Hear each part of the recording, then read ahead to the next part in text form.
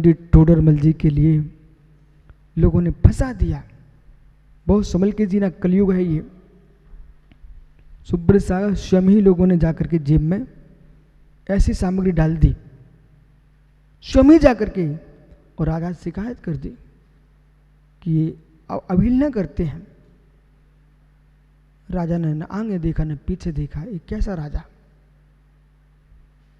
उसे पता तो करना चाहिए था।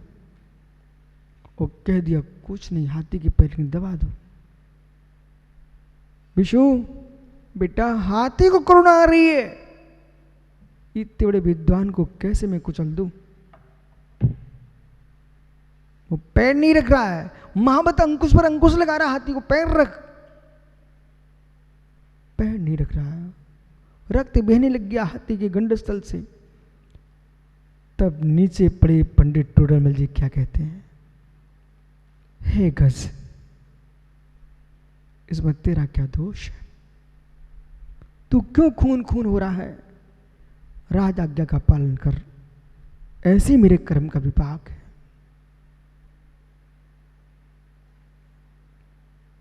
इतनी समता एक गृहस्थ के अंदर आ जाए। दीपक टोडरमल जी ने यूं कहा, तू अपना काम कर। ये जैन श्रावक की बात कर रहा हूं मैं। फिर जैन श्रवणों की क्या महिमा होगी सागर।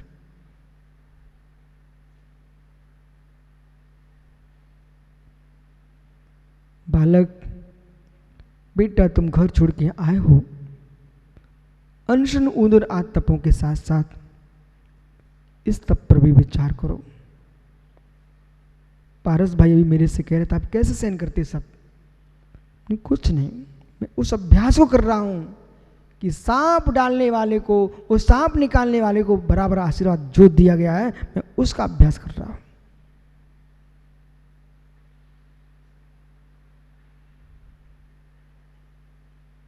मोक्ष मार्गी का भेष और भाव एकत्वभूत होते हैं। मोक्ष मार्गी का भेष और भाव एकत्वभूत होते हैं। चर्चा और चर्या एकत्वभूत होती है। ग्रंथों के मार्ग को अज्ञ प्राणी समझे क्या?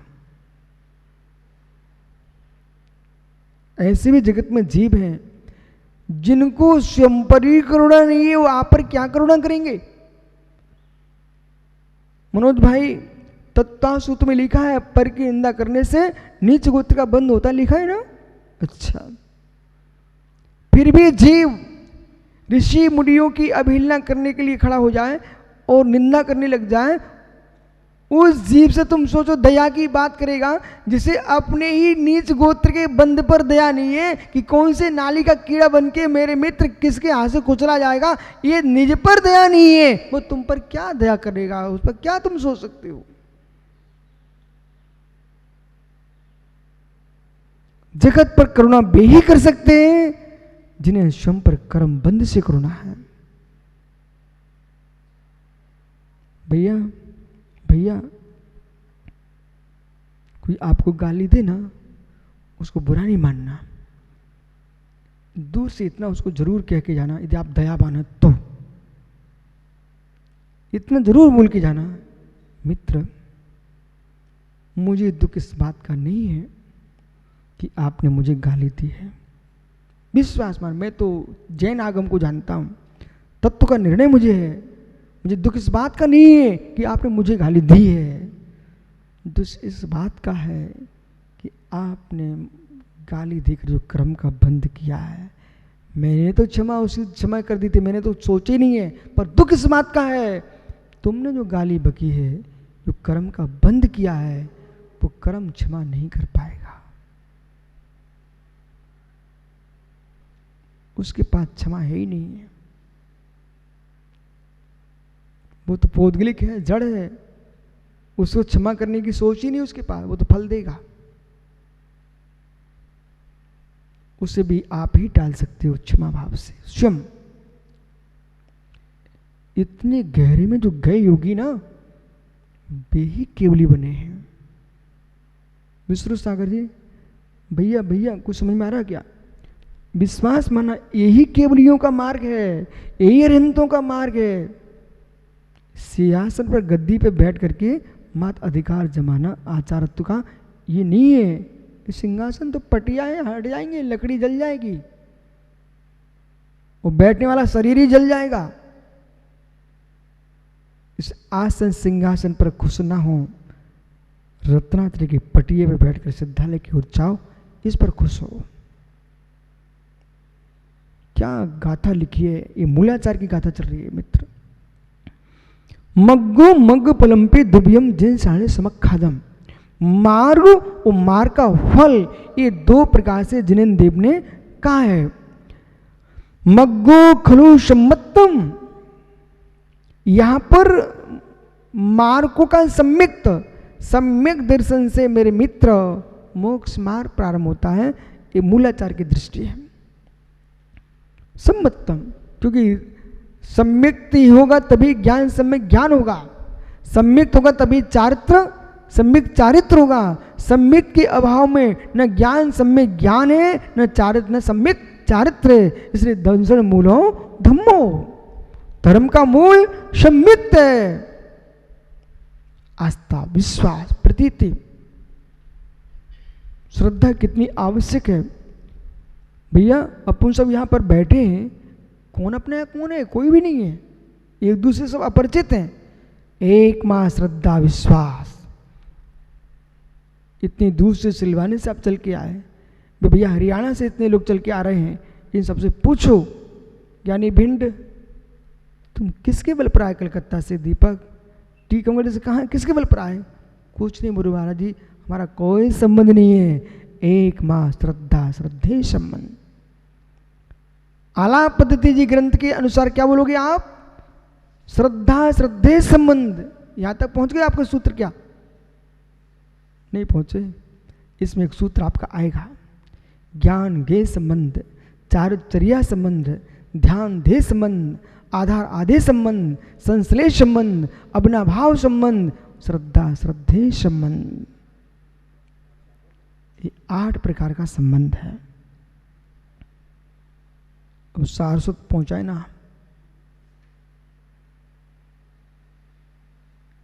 तो क्या 4 महीने में पूरा करा दोगे आप? अच्छा, ऐसा कराने कि समझ में आता रहे। मित्र कंठस्थ कराएं तो ज्यादा अच्छा है। अंटी के दाम कंठ की विद्या, जब आए मौका तब आए काम। अंटी के दाम कंठ की विद्या, परहस्त का धन, ग्रंथों का ज्ञान, उत्पन्नेषु कामेषु न सविद्या न तो धनम। बोले शास्त्रों में लिखा है। अरे शास्त्रों में दुनिया को पता लिखा है, लेकिन आपकी बुद्धि में क्या है? कंठ में विद्या होना चाहिए ज्ञानियों के, और ग्रस्तों के अंटी में दाम होना चाहिए। पैसा तो दुनिया पूछती है, पैसा नहीं तो ये सब कोई नहीं पूछता। ये कलयुग है, कलयुग। वो कलयुग ही नहीं, सभी युगों में ऐसा होता था। ये कलयुग को दोष देना बंद करो, नहीं तो ये आपकी काल सामायिक भंग हो जाएगी। जो देखो सब चक्कर इस कलयुग को दोष देते रहते हैं, दोष स्वयं करते हैं और दोष देते कलयुग को। ये क्या काल सामायिक भंग नहीं हुई? दूसरे को दोष देना, काल सामायिक तुमने भंग कर लिए, अपनी काल समय भंग कर लिए। अरे ऐसा तो सभी कालों में लोग होते थे दुष्ट प्रकार के, जो धर्मात्मा को नहीं देखते थे। हर काल में अच्छे लोग होते थे। मेरे मित्र, राम को अपने चबूतरे से भगाने वाले भी लोग थे, तो राम को अपने महलों में ले जाने वाले भी लोग थे। क्या कर सकते हैं? जिसका दुर्भाग्य है वो चबूतरे से राम को भगा दिया एक आदमी ने। पद्म पुराण में लिखा है, एक विप्र में श्री राम लक्ष्मण सीता उसके यहाँ आए तो लकड़ी लेके आए, लकड़ी पर ये नहीं देख पाए वो जिनको लोग तरसते हैं, उन्हें श्री राम के लिए उस अभागे ने बोले जाओ हमारे यहाँ से अपरिचित लोग कहाँ से आ गए हो। पर धन्नो राम जिन्होंने अपने राज्य में वही ब्राह्मण दक्षिणा लेने के आया तो थाल भर के दे दिए, वो कहा एक और ले जा, अतिथि यहाँ तो भगाना मत। हो मालूम? ओहो, ये विद्या सीखो ना विष्णु सागर जी, मालूम बबलू, ये भूल मत जाने विद्या को।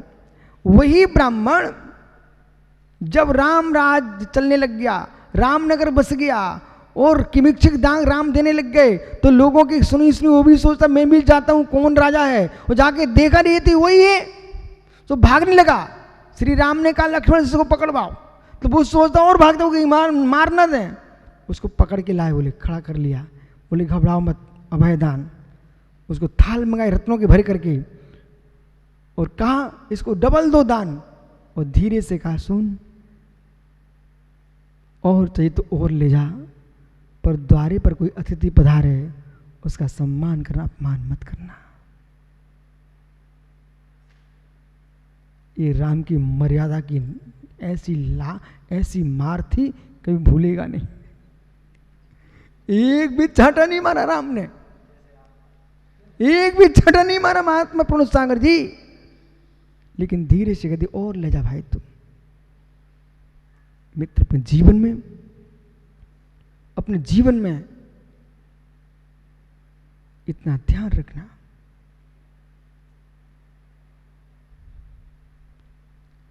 ब्राह्मण बेचारा सोचता रहा, जो राम को राम समझते थे ना, वे चौक पूरते थे, महलों में ले जाते थे।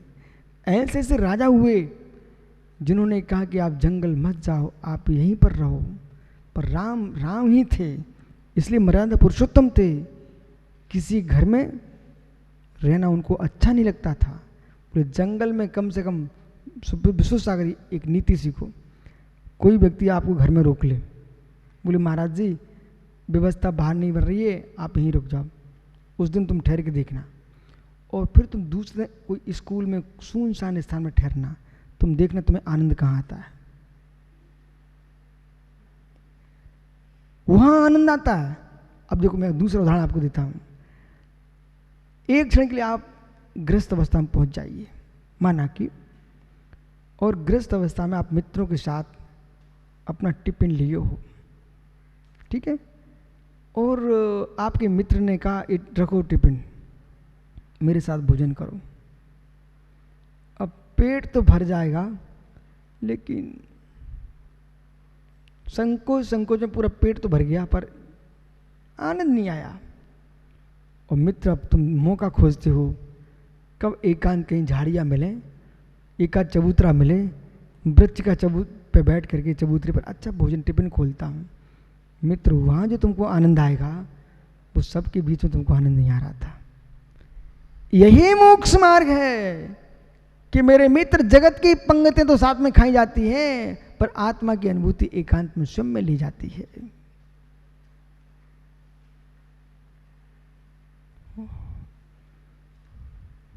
सम्मतम, सम्यक्त जो है ये मोक्ष मार्ग का प्रथम सोपान है। मग फलम वोद डिब्बाणम, और मार्ग का फल निर्वाण है। दंसरी चरिताणी मोक मगोति शिव दब्बाणी, साधुविधि भणिदम तेम द बंधु व मोक्षो वा। 193 नंबर की गाथा में कह रहे हैं यहां पर, भगवान जिनेन्द्र ने क्या कहा, दंसन नाम चरिताणी, दर्शन ज्ञान चारित्र जो है मोक्ष मगोती, ये मोक्ष मार्ग है। रत्नात्रय मोक्ष मार्ग।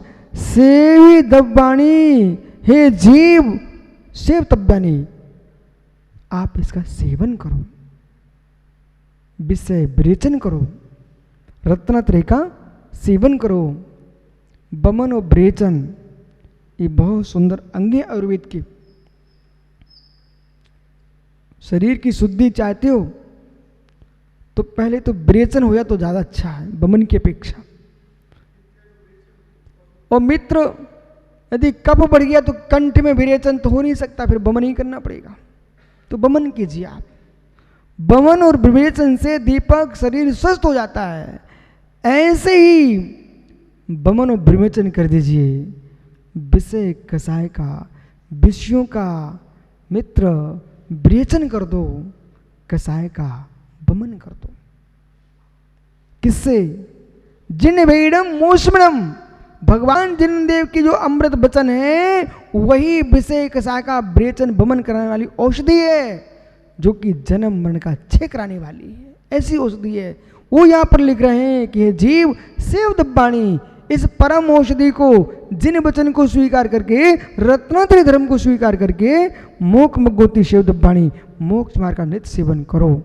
साधु यदि भड़दम, ऐसा साधु इदम भड़तम, ऐसा सामान्य लोग नहीं कह रहे हैं, साधु पुरुषों ने कहा है। भगवान जिनेंद्र देव ने, मां साधु कौन है? मां साहू दिगंबरा, और दिगंबरों का मां कोई श्रवण है, उसका नाम तीर्थंकर भगवान है। साधु दी भड़दम ते हिंदू बंधु मोक्षुवा,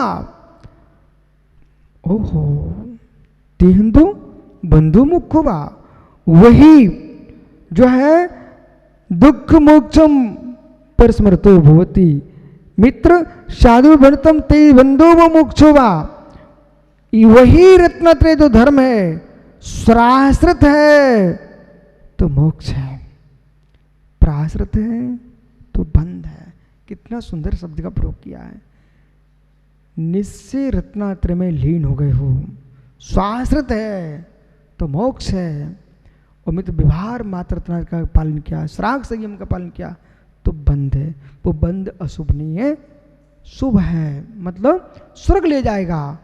और यदि निश्चय रत्नात्रय में लीन है, स्वाश्रित है, तो वही आपका रत्नात्रय आपको मोक्ष का कारण बनेगा। इस प्रकार समझना। शेष आगे विचार कर आपका समय हो गया, कल पूरा हो गए। यानी पर्याय तो पुनः चर्चा करूंगा। अज्ञानी और ज्ञानी की क्या दृष्टि है, इस पर व्याख्या करेंगे। आत्मा स्वभावम परिभाव भिन्नम, आत्मा स्वभावम परिभाव, आत्मा का स्वभाव प्रभाव महावीर स्वामी की।